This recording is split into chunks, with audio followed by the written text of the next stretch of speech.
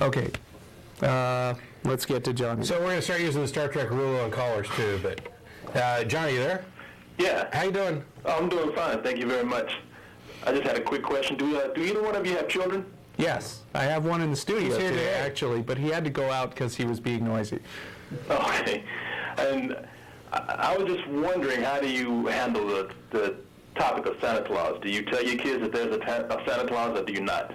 You know, this was a big disagreement between me and my wife for a while, and oddly, I was the one who thought it was kind of harmless and fun to teach him about Santa Claus, but she thought that it was not appropriate to lie to your kids, even in fun, and we went that way, and so Ben has never believed in Santa Claus and has come dangerously close to disillusioning his classmates even at 5 years old. So we try to talk to him about respecting other parents' desires to have fun with their kids.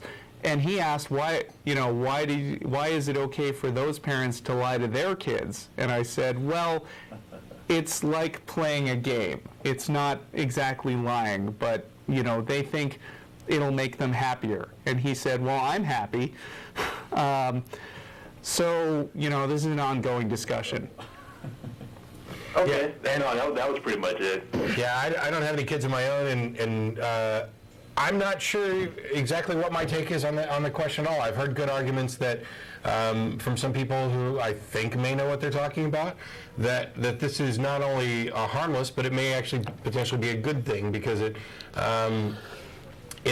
can end up being used as a way to teach critical thinking in a long term. Critical thinking is that if you tell them that there is a Santa Claus, if you don't. No, I mean at the point in which they discover that the Santa Claus story is not factual, that can be used as an opportunity to demonstrate critical thinking.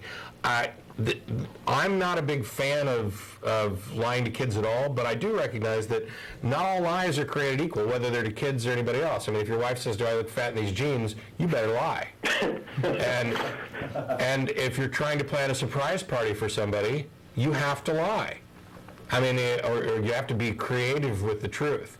So there may be some situations where it's not particularly bad. See, the thing is, we don't think that it's necessarily an absolute value not to lie to people. I mean, if you're a family that's hiding Anne Frank from the Nazis, and the Nazis come knocking on your door and say, do you know where Anne Frank is?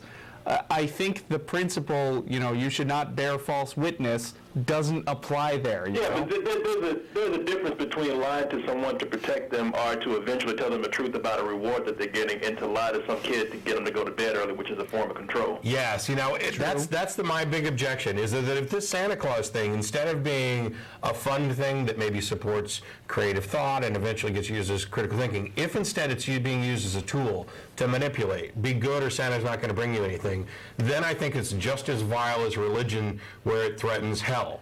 And in that case, I wouldn't go along with it. Calvin and Hobbes, which was the best comic strip of all time when it was being run, used to have these long philosophical discussions where Calvin and Hobbes were riding down a hill in a wagon, and while they head down toward their inevitable crash landing, they have these semi-deep philosophical discussions about things like Santa Claus. And it's really obvious that they're really talking about God. But, it's hilarious when they talk about it in terms of Santa Claus. Okay. I appreciate it. Thank you. Cool. Nothing else?